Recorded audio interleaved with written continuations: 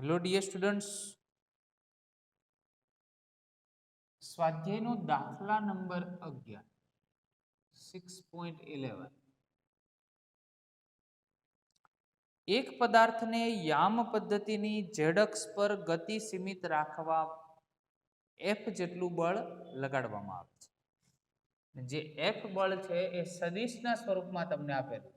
એટલે F બરાબર -i cap plus 2j cap અને plus 3k cap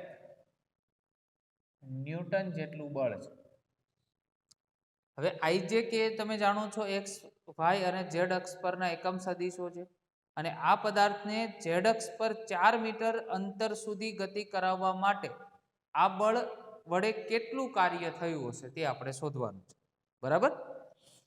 i j અને k અનુક્રમે તંત્રના x y અને z અક્ષના એકમ સદિશો છે અને z અક્ષ પર 4 મીટર અંતર કાપવાનું છે એટલે કે 4 મીટર અને z અક્ષ એટલે કે કેપ થાય.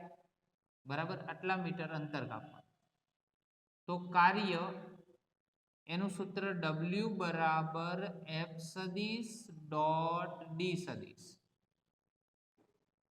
Minus i cap plus 2j cap plus 3k cap અને ડોટ ડી સદિશ એટલે 4k કેપ. બરાબર? આપણે આગળ ચર્ચા કરેલી i જોડે k નો ગુણાકાર 0 થાય, j જોડે k નો ગુણાકાર 0 થાય, પણ k જોડે k નો ગુણાકાર કેટલો થાય? તો k cap into k cap 1 થાય. તો 3 ઇન્ટુ 4 તો 12 આવશે જૂલ. 12 જૂલ જેટલું કાર્ય થયું. ઓકે? 6.12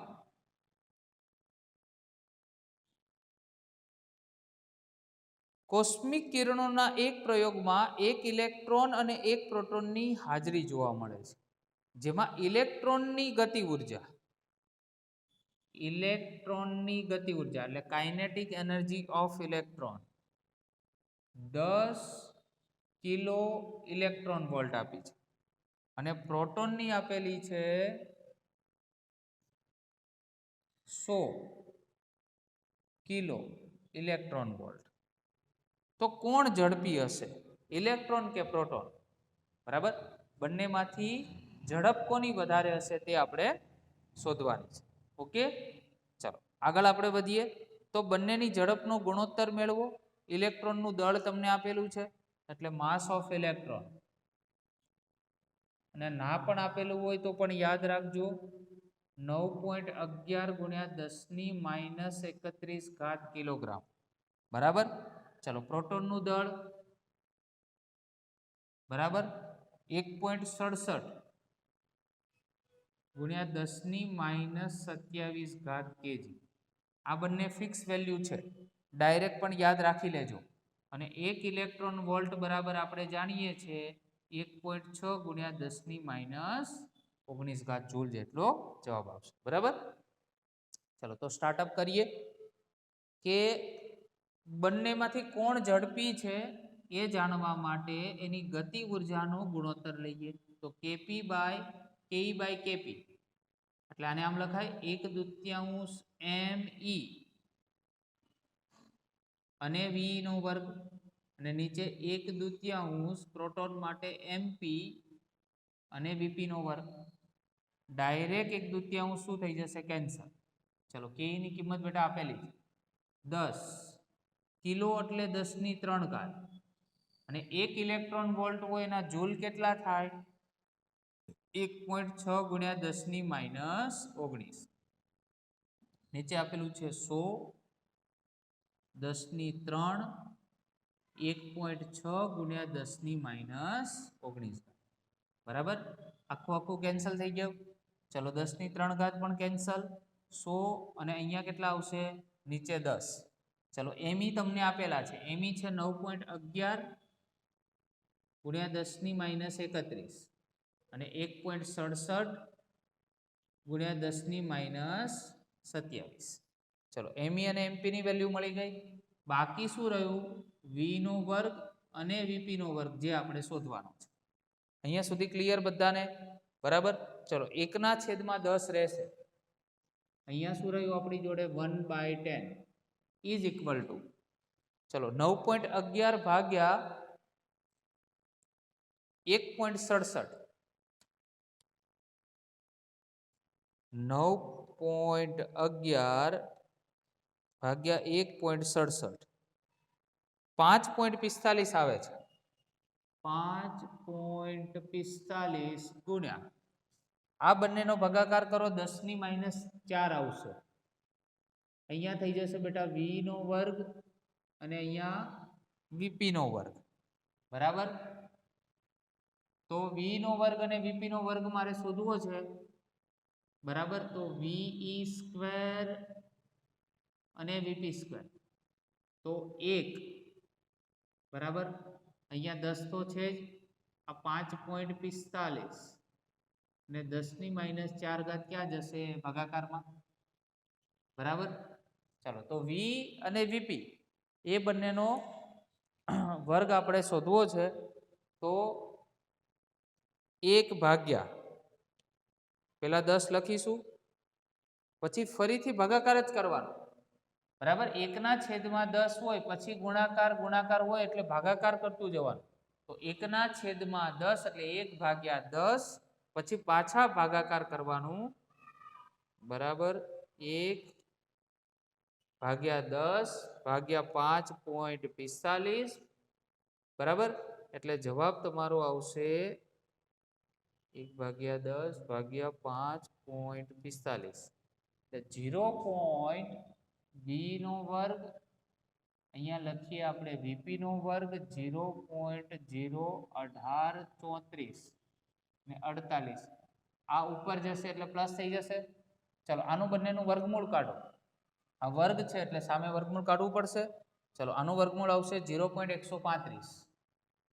તો અહીંયા વી, અહીંયા વીપી 0.135 ગુણ્યા આનું વર્ગમૂળ એટલે 10⁴ નું વર્ગમૂળ 10⁵ થઈ જશે. માટે વી ની ઝડપ, આ 2 પોઈન્ટ દૂર કરી નાખો તો 13.5 થાય. વીપી કરતા વી ની ઝડપ એટલે કે ઇલેક્ટ્રોનની ઝડપ પ્રોટોનની ઝડપ કરતા કેટલી હશે? 13.5 ગણી હશે.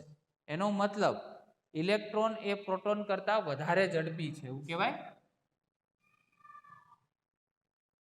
કોણ વધુ ઝડપી છે એવો પ્રશ્ન પૂછ્યો છે. તો ઇલેક્ટ્રોન એ પ્રોટોન કરતા વધુ ઝડપી છે. કેટલી ઝડપ છે? તો ભાઈ 13.5 ગણી વધારે ઝડપ છે એવું કહી શકાય. બરાબર. ચાલો, આગળનો પ્રશ્ન લઈએ. 6.13 ઉદાહરણમાં આના જેવો એક એક્ઝામ્પલ આવી ગયો છે. 2 મિલીમીટર ત્રિજ્યાનું વરસાદનું એક ટીપું 500 મીટર ઊંચાઈએથી જમીન પર પડે છે. આની ત્રિજ્યા, આ વરસાદનું ટીપું છે 2 મિલીમીટર છે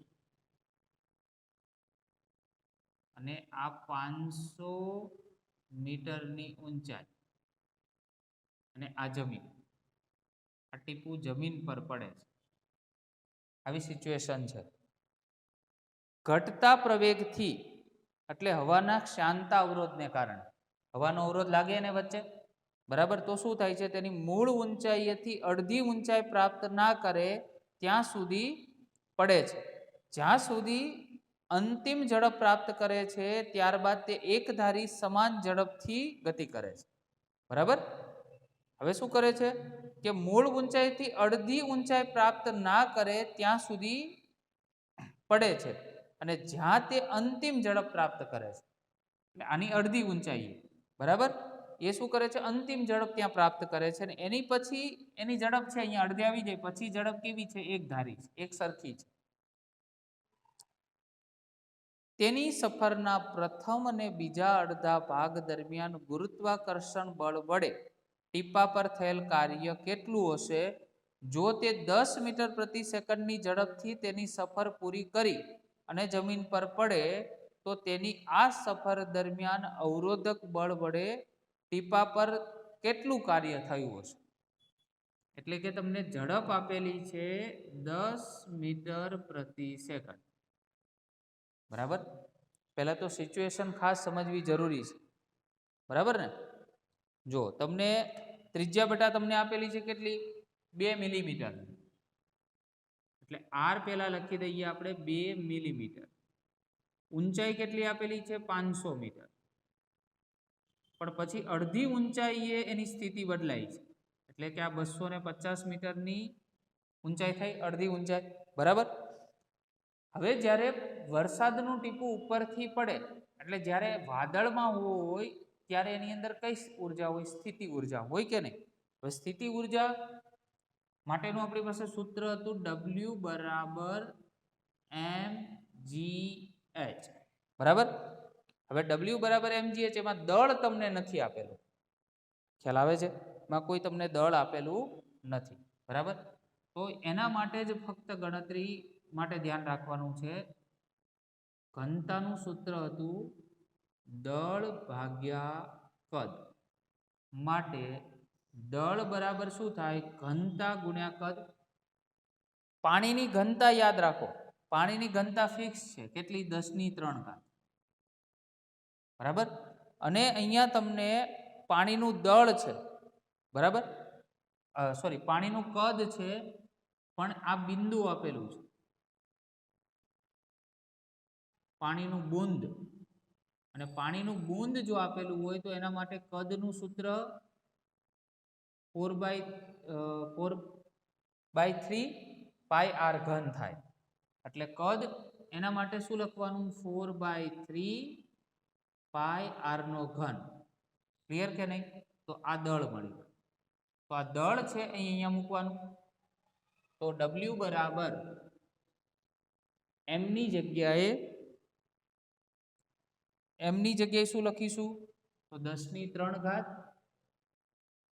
ગુણ્યા 4/3 પાઈ એટલે 3.14 અને આર નો ઘન, આર એટલે ત્રિજ્યા 2 મિલીમીટર છે, તો 2 ગુણ્યા 10⁻³ એનો ઘન. આ તો ફક્ત એમ થયું ને, જી ની કિંમત 9.8, બરાબર? જી એટલે ગુરુત્વ પ્રવેગ એની 9.8, અને ઊંચાઈ અડધી ઊંચાઈ લેવાની કીધી છે, એટલે કેટલી લઈશું? 250. એના પછીની સ્થિતિ બદલાય છે, બરાબર? તો આ દરમિયાન થયેલું કાર્ય જો તમે શોધશો, બરાબર, તો એનું ડાયરેક્ટ આપણે આન્સર લખીએ છીએ. તમે ગણતરી બેટા એકવાર કરજો. 82058 જૂલ જેટલું તમને કાર્ય મળશે, બરાબર? ચલો, હવે અડધી ઊંચાઈએ ગતિ ઉર્જાનો ફેરફાર લઈએ. અડધી ઊંચાઈએ ગતિ ઉર્જાનો ફેરફાર. હવે ગતિ ઉર્જાનો ફેરફાર એટલે ડેલ્ટા કે, અંતિમ ગતિ ઉર્જા માઇનસ પ્રારંભિક ગતિ ઉર્જા. હવે વાદળમાં જ્યારે પાણીનું બુંદ હોય ત્યારે એની પ્રારંભિક ગતિ ઉર્જા તો હોય જ નહીં, એટલે પ્રારંભિક ગતિ ઉર્જા 0. તો ડેલ્ટા કે ઇઝ ઇક્વલ ટુ ઓનલી શું આવશે? અંતિમ ગતિ ઉર્જા. હવે ફરીથી અંતિમ ગતિ ઉર્જા એનું સૂત્ર 1/2 mv², એટલે 1/2 m એટલે શું થાય? તો અહીંયા આપણે જે પ્રમાણે લીધું ρ × v અને આ વેગનો વર્ગ હોલ સ્ક્વેર. ચલો, 1/2 પાણીની ઘનતા યાદ રાખવાની 10⁻³. આ કદ છે એના માટે 4/3 પાઈ એટલે 3.14, આર એટલે 2 મિલીમીટર એટલે 10⁻³ એનો ઘન, બરાબર? અને v વેગ તમને આપેલો છે 10 એટલે 10^2, બરાબર? એટલે અંતિમ ગતિ ઉર્જા એની તમે ગણતરી કરશો, બરાબર, તો 0.000166746 જૂલ જેટલી મળશે. ક્લિયર? હવે સમગ્ર સફર દરમિયાન ગુરુત્વાકર્ષણ બળ વડે થયેલ કાર્ય. હવે આ જ્યારે નીચેની તરફ આવે છે એટલે એને કોણ ખેંચે? નીચેનું પૃથ્વીનું ગુરુત્વાકર્ષણ બળ. એટલે લખી શકાય કે સમગ્ર સફર દરમિયાન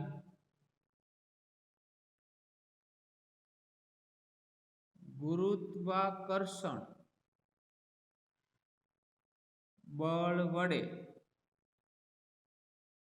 થયેલ કાર્ય, તો WG કહેવાય એને, ગુરુત્વાકર્ષણ બળ વડે થયેલ કાર્ય, એના સ્થિતિ ઉર્જાના સ્વરૂપમાં લખી શકાય.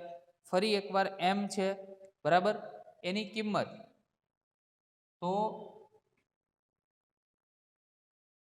ρ ઇન્ટુ v ના સ્વરૂપમાં, આ g અને h, એટલે ફરી પાછું 10⁻³ v એટલે 4/3, પાઈ એટલે 3.14 અને r એટલે 2 મિલીમીટર એટલે 10⁻³ એનો ઘન, આ 9.8.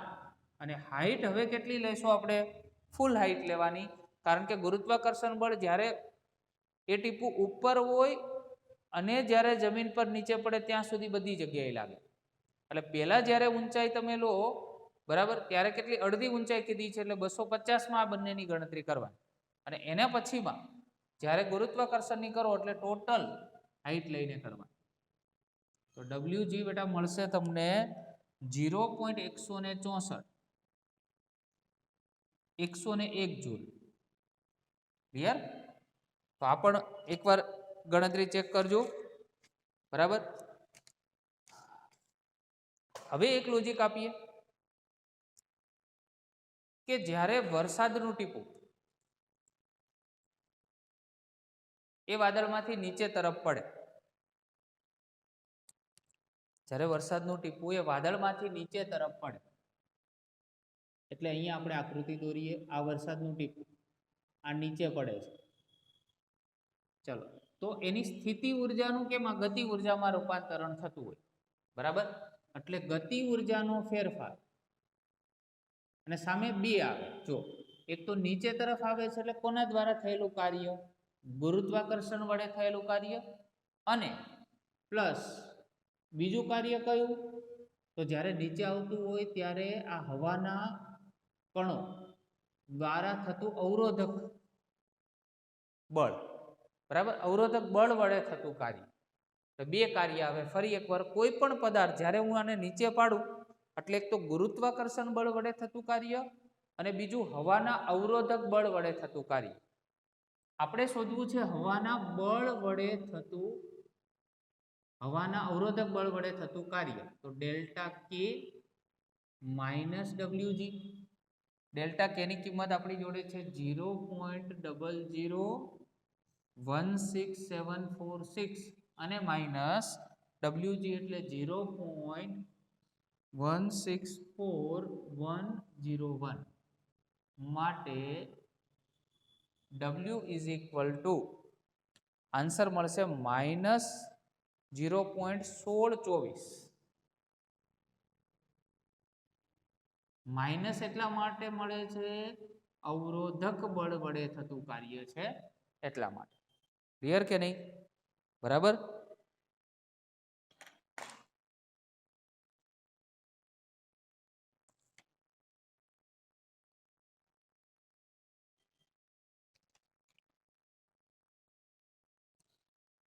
ફરી એકવાર એક્ઝામ્પલ રિપીટ કરાવીએ છીએ, ખાસ ધ્યાન રાખજો. અહીંયા તમને એક પાણીનું બુંદ આપેલું છે જેની ત્રિજ્યા 2 મિલીમીટર છે, 500 મીટરથી એને નીચે પાડવામાં આવે છે, ત્યારે એક તો ગુરુત્વાકર્ષણ બળ વડે થયેલું કાર્ય શોધવાનું છે. તો એક જવાબ આ છે અને બીજો જવાબ પહેલો છે, બરાબર. પરંતુ જ્યારે એ અડધી ઊંચાઈ આવે છે, એટલે કે 150 મીટરની ઊંચાઈ, એના પછીનો વેગ છે 10 મીટર પ્રતિ સેકન્ડ. એ કેવો રહેશે?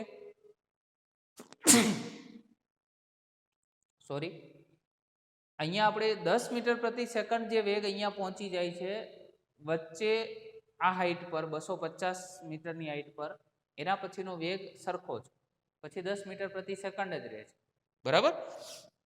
તો W બરાબર mgh, બરાબર. આ કોનું છે? સ્થિતિ ઉર્જાનું સૂત્ર. જ્યારે સ્થિર અવસ્થામાં હોય ત્યારે, અને પછી ધીમે ધીમે ગતિ કરે છે ત્યારે, એટલે એનું સ્થિતિ ઉર્જામાંથી કેમાં રૂપાંતર થતું હોય? ગતિ ઉર્જામાં. એટલે પહેલા સ્થિતિ ઉર્જાનું સૂત્ર શોધવાનું અને પછી ગતિ ઉર્જાનો ફેરફાર શોધવાનો. ક્લિયર? આવી રીતે બે કોન્સેપ્ટ યાદ રાખવાના. તો સ્થિતિ ઉર્જામાં તમારી જોડે m ની કિંમત નથી, પરંતુ ઘનતાનું સૂત્ર હતું દળ ભાગ્યા કદ. માટે દળ બરાબર શું થાય? ઘનતા ગુણ્યા કદ. પાણીની ઘનતા ફિક્સ 10⁻³ ઘાત, બરાબર, અને કદ એટલે 4/3 પાય r નો ઘન થાય. ક્લિયર? આ બંને છે એ આપણું જે મેઇન સૂત્ર છે, સૂત્રની અંદર કિંમત મૂકશો, w ની કિંમત મળે, ગતિ ઉર્જાનો ફેરફાર અંતિમ માઇનસ પ્રારંભિક. એમાં અંતિમ ગતિ ઉર્જા છે એ આપણે 1/2 mv², પરંતુ પ્રારંભિક ગતિ ઉર્જા આપણે આમાં ના મળે. કેમ? કે વાદળમાં જ્યારે પાણીનું બુંદ હોય ત્યારે એમાં ગતિ ઉર્જા તો હોય જ નહીં, એટલે પ્રારંભિક ગતિ ઉર્જા શૂન્ય. ફરી પાછું એ જ કિંમત મૂકવાની અને જવાબ લાવવાનો. હવે સમગ્ર સફર દરમિયાન ગુરુત્વાકર્ષણ બળ વડે થતું કાર્ય તો ઉપરથી છેક નીચે સુધી લાગે, એટલે ત્યારે હાઈટ કેટલી લેવાની? 500. બાકી m ની કિંમત તો ρ v પ્રમાણે દરેકમાં એ પ્રમાણે જ શોધવાની છે, બરાબર ને? તો wg મળી જાય. હવે ઉપરથી નીચે તરફ આવે એટલે ઉપરથી નીચે તરફ એટલે ગતિ ઉર્જાનો ફેરફાર, બરાબર. બે કાર્ય મળે, એક ગુરુત્વાકર્ષણ બળ વડે થતું કાર્ય અને એક હવાના અવરોધક બળ વડે થતું કાર્ય, બરાબર. તો wg પ્લસ wr આપણે શોધવું છે wr, એટલે કે ડેલ્ટા કે માઇનસ wg કરશો એટલે 0.1624 જૂલના સ્વરૂપમાં તમને આન્સર મળશે, પરંતુ નેગેટિવ મળશે. નેગેટિવ એટલા માટે કારણ કે જ્યારે પાણીનું બૂંદ નીચે તરફ આવે છે ત્યારે હવાના કણો શું કરે છે? એનો વિરોધ કરે છે, અને વિરોધ એટલે minus. Clear? Okay, thank you very much.